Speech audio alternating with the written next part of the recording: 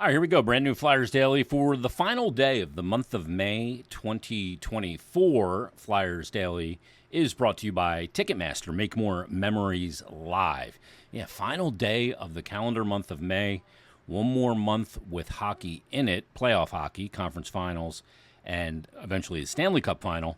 And then the month of July, no hockey month, with the exception of free agency. Draft will happen just prior to that.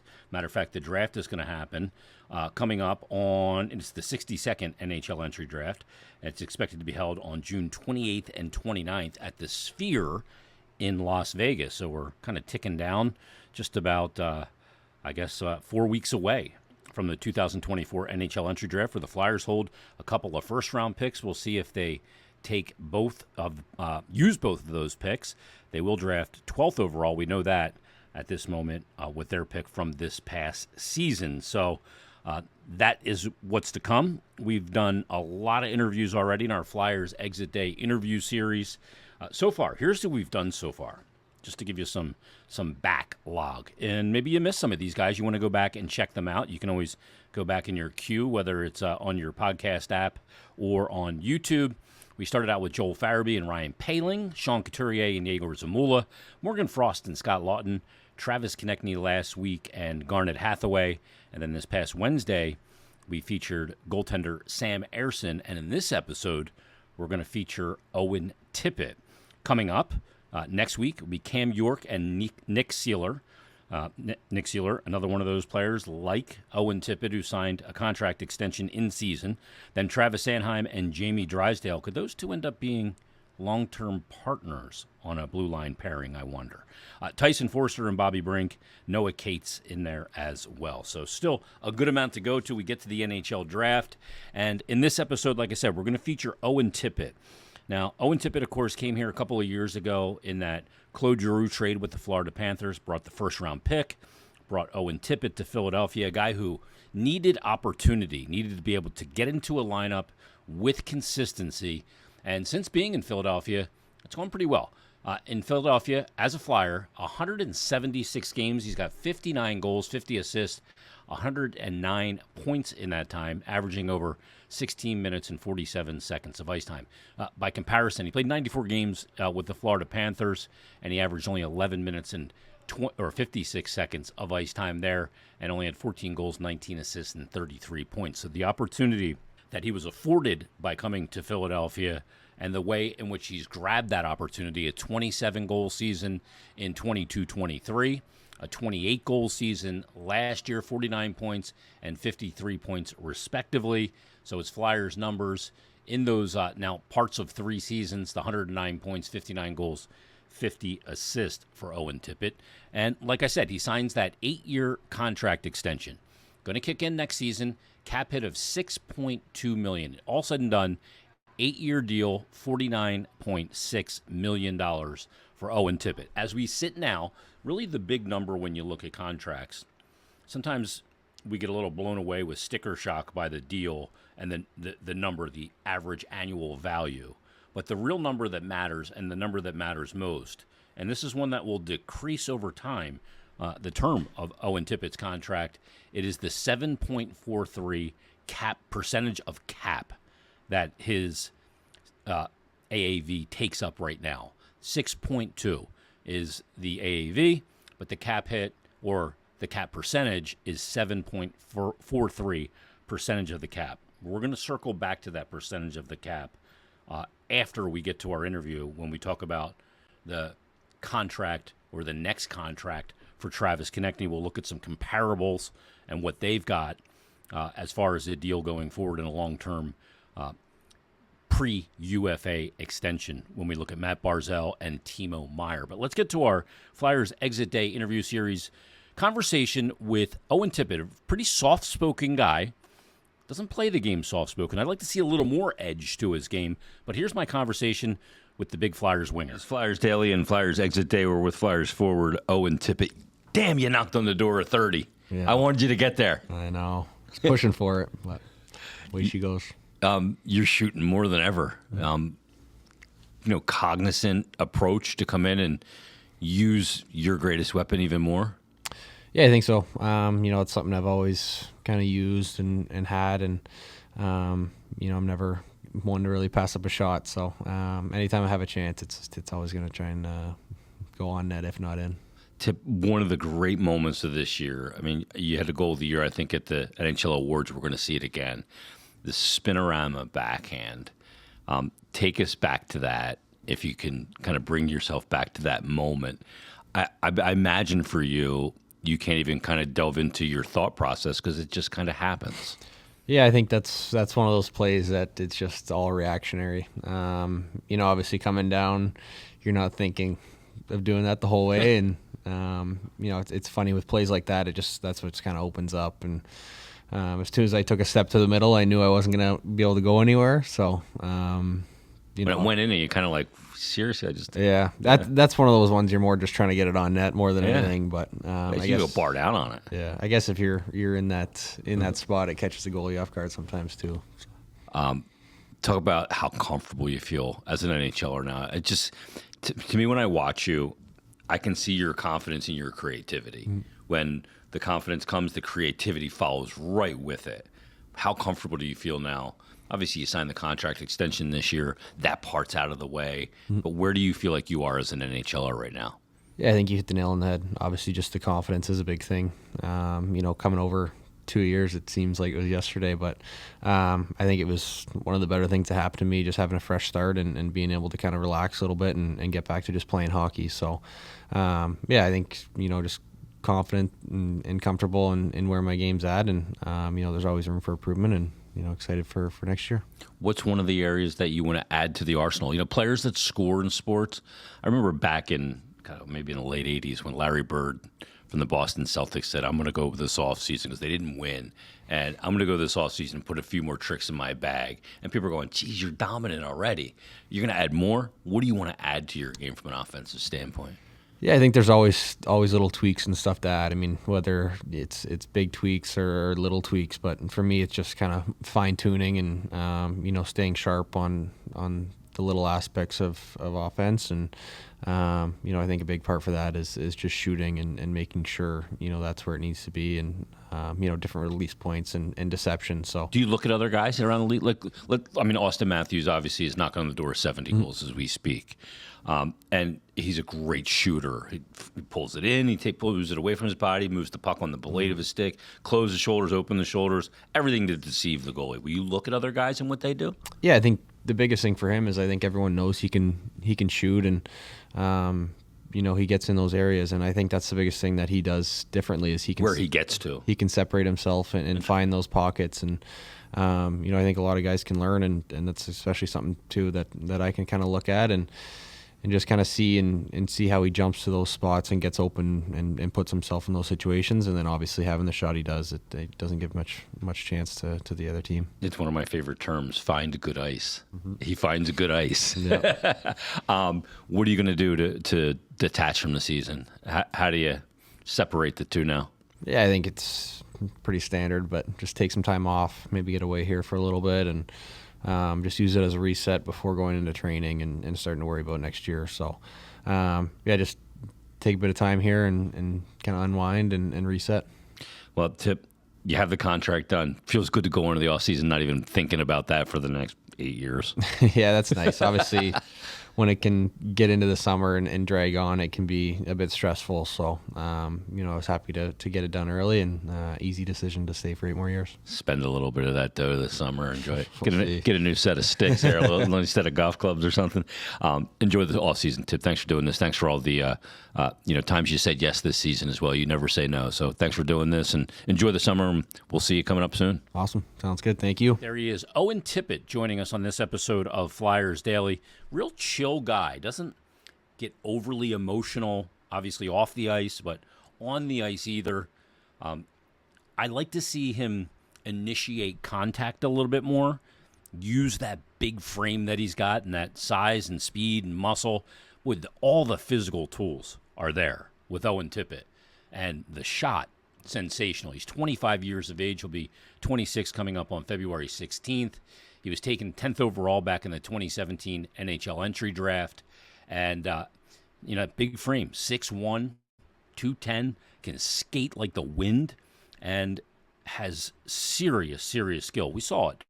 We just talked about it. That goal that he had, the spinorama backhand goal, just an unbelievable play to be able to make that at full speed. And I've said this time and time again, when you can see when Owen Tippett is a confident, dictating the pace, dictating play forward, because there's a lot of creativity that comes out in his game when he's got that confidence. When he doesn't have the confidence, sometimes it might look a little safe. But when he's got that confidence, he'll try things. And look, you're not going to succeed all the time when you get creative in your playmaking, but you are going to keep the opposition on their heels because they're not going to know what you're going to do. You become unpredictable. And when you can move like he can move, you can shoot like Owen Tippett can shoot. When you can skate like Owen Tippett can skate, and you have that size and strength, that's a dangerous player. Owen Tippett, I'll tip it off now. One of my bold predictions next year, absolutely a 30-goal scorer. We may dip into that 35 range. The Flyers could just get the power play going. He's a player like Tyson Foerster, too. Two really good flank shooters that can really fill up the net on a power play that moves the puck around and is unpredictable and has got a really good plan of attack to set guys up with the great shots like Tippett and like Foerster. So great stuff from Owen Tippett. He's a guy I really enjoy covering because, again, very just chill. But I would like to see a little more tude in his game coming up in his, what'll be, I guess, technically parts of his fourth season as a member of the Philadelphia Flyers. All right, we talked about it before. We talk about a contract that was signed in season for Owen Tippett. That's rare to see players sign in season, although Nick Seeler did it as well for the Flyers and extend. A lot of players just don't want to talk about contract stuff during the season. It distracts them. They'd rather wait to the offseason. Owen Tippett was in the final year of his deal. And if Travis Konecny doesn't get a contract done this summer and he's eligible coming up in about a month, July 1st is when he is eligible to be extended to a max 8-year contract, then he would be going into the season with that. And could we see an extension in the season for a player like Travis Konecny? Sure. But you get the sense that if something's going to be done with Travis Konecny, whether it's here or anywhere else, it's probably an off-season thing. So I would suspect that will be the case here. Now, TK is a guy that has a letter on his jersey. We know the amount of, what he means to this Flyers team. We've seen him grow as a player from when he came into the NHL in the 2016-17 season. He was a 2015 NHL entry draft pick, 24th overall. Played 1 year back in junior. Has not played in the AHL. Came right up, made the Flyers in the 16-17 season. Played that year as a 19-year-old. Had 11 goals, 28 points. Was a -2 on the season. Played a decent amount of ice time that year as well, averaging over 14 minutes of ice a game. That's as a 19-year-old. Came in the next year in the 17-18 season. Boom. 20-year-old, 24 goals, 23 assists, 47 points in 81 games played. If you were worried about his size, the fact that he's a little diminutive in stature, he's not a big guy, as everybody knows at this point. He's 5'10", 190 pounds. But if you were worried about him being able to handle the rigors of the NHL, he's proven that he can do that. 81 games in his second year, then a full 82 in the 18-19 season. Boom, plopped down another 24-goal season, 25 assists and 49 points. And then the 19-20 season comes, the first year of Alain Vigneault. They play 69 games. He plays 66 of the 69 games. Again, 24 goals. Close to a 30-goal pace that year, 61 points in 66 games, only a -1, 1648. You're seeing his ice time increase year over year. And obviously the pandemic hits. TK does not have a successful trip to the bubble, just has a really big-time struggle, and comes back the next year and has a down year.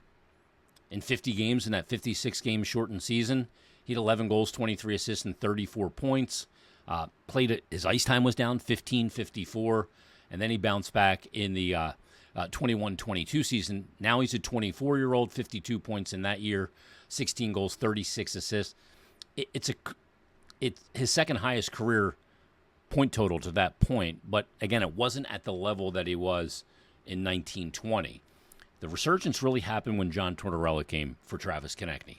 60 games played, had a couple weird injuries in the 22-23 season, but in 60 games played, he had 61 points. He was a point-per-game player, 31 goals, 30 assists, and a new career high in points in a season, and played over 20 minutes a game. We also got our first look at TK on the PK. We found out what another asset that he brings to the table now is being a very good penalty killer. He's a power play player, at least on this team he is, but he's also a penalty killer and a very effective one that can also drive offense off the PK. Then you look at this past season, 23-24, missed a few games, 76 games played, 33 goals, 35 assists, 68 points, and he played 19 minutes and 50 seconds of ice time this past year. So he sets a new career high for points in a season in total with that 68. The contract that he's under right now, the one that is expiring after next season, was a 6-year contract that he signed heading into the 2019-20 season for 5.5 AAV. So it was a total of $33 million, and he locked up for a good chunk there, and that deal is set to expire. There was no restrictions on it, no modified no trade clauses, no protections, none of those things. So what does the next deal for Travis Konecny look like? Now, there's a lot of chatter out there. There's a lot of pontificating. You know, there's info out there that TK's looking for $10.5 million. And I've said it 1,000 times, and I'll say it again, all throughout my career as a broadcaster. Information gets out there with an agenda. And when a player's coming up for, you know, on a period where they can extend a contract, there's going to be a lot of information out there that has been put out there with an agenda. I see the number 10, 10.5, and I go, I don't think so. I don't think that. Look, does he want that? Sure, I do too. I haven't scored 30 goals in the NHL or been a point-per-game player ever, but this is just info that gets out there via agents, that this is our number. This is the beginning of a negotiation. And unfortunately, some of these negotiations start out semi-publicly. But the number of 10 or 10.5, I think, is a little too high. The number, I think, that the cap that they'll probably get to, I think will be about 9.25 AAV on an 8-year extension, which will be 9 years from now, because he has the last year of his existing deal at 5.5, and then the extension would kick in. Now, if that was the case at TK's age, that would take him up till he's a 35-year-old player. Now, we've seen players that are built the same way, play into their mid-30s, and play very well. Joe Pavelski's still going. He was an 03 draft pick, for goodness sake. You see players like Brad Marchand continues to have really good years into his, early to mid-30s. That players, you don't have to be a big body. Sometimes the big body's more to carry, and those players have a harder time kind of adjusting as they age. Every player is different in that regard. So I'm not going to say, the last 2 or 3 years of a contract, the 32, 33, 34, 35-year-old seasons for Konecny, would you be grossly overpaying him? Because, again, it's about cap percentage of the cap hit. So let's just say, for argument's sake, the contract right now, the extension was $9.2 million. That'd be about 11.15% of the cap as it sits right now. The reason I know that is because Matthew Barzal's making $9.15 million on his 8-year deal, and that is 11.09% of the cap. That's what he got from Lou Lamoriello and the New York Islanders. And you can look at Timo Meier, another guy who is a good comparable for Konecny, and we'll compare their numbers over the past 5 seasons as well. Timo Meier got $8.8 million, a full no-move clause for the first 4 years, and then a modified no-move clause and no-trade clause for the final 3 years. And Timo Meier, 8.8 AAV is his deal. So, and again, that's 10.54% percentage of the cap, 8 years, $70.4 million. So how do the players stack up from an on-ice performance perspective? So I took the last 5 years, basically the years these players, all three of them, Konecny, Meier, and Barzal, were basically their 22-year-old season through last season, which is 26/almost 27. So Konecny over the last 5 years has played 331 games. He's got 115 goals, 161 assists. That's a total of 276 points, and his average time on ice has been 18:09. On a team that's power play's been pretty bad. He's got 21 power play goals, 9 shorthanded goals, and 17 game-winning goals. Now, the numbers break down. That's an average of per 82 of 68 points a season from Travis Konecny over those 5 years. 28.4 goals per 82 and 39.8 assists per 82. And again, his contract extension would take him till 35. Timo Meier, who does have the $8.8 million contract over his seasons of 22, 23, 24, 25, and 26 years of age. He played 357 games, had 139 goals, 149 assists, 288 points. He had 39 power play goals. Holy cow, big number. 0 shorthanded goals and 17 game-winning goals. And he played an average time on ice pretty close to TK, 17:54, a little less.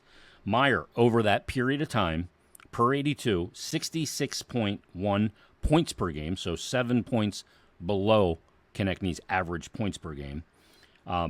He averaged 31 goals over each of those seasons. TK averaged 28.4, so Meier's got more goals per 82. 34 assists per 82. Konechny had 39.8. And like I said, Konechny 68 points and Meier 66 points. $8.8 million cap hit for Meier.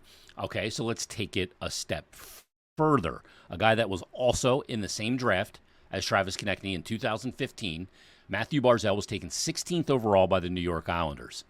Barzal, just like Konecny, played a little bit of junior, came right into the NHL basically, didn't play in the AHL, jumped in rather quickly. So in those years, 22, 23, 24, 25, and 26 years old, Matthew Barzal has played 331 games. He's got 88 goals, 207 assists, 295 points. He's got, no shorthanded goals, 15 power play goals, and he averages a little more ice time than TK at 19 minutes and 11 seconds.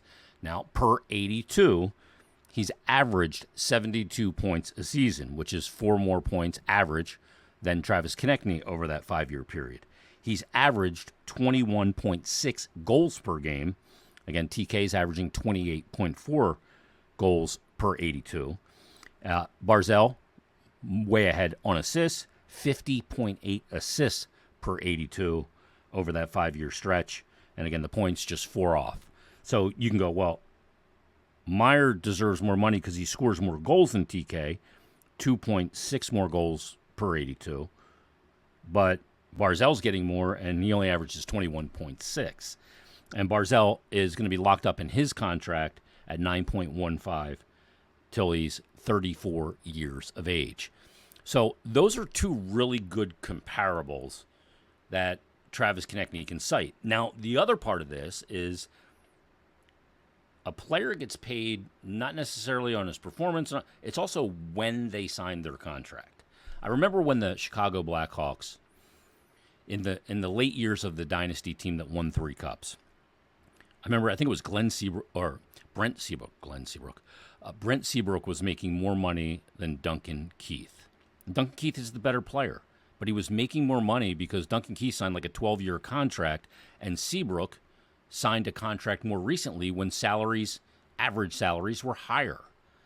So Konecny, a couple years after Barzal or after Meier, there's going to be more money, especially now that we're back in a rising cap world. So there's going to be a little bit of growth in salary just because of that, because the HRR, the hockey-related revenue, is higher, caps are going up, and again, it's about percentage of cap.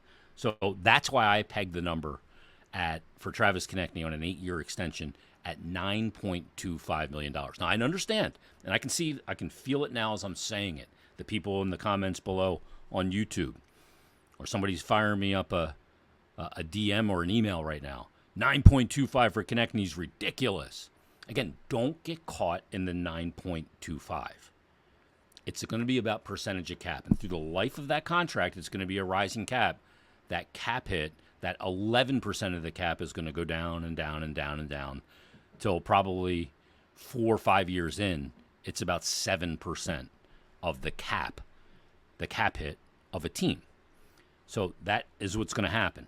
I get the sticker shock of 9.25 for TK. He's only had one season where he was a point-per-game player. He's not on the level of guys like McDavid and those otherworldly Matthews, Kucherov.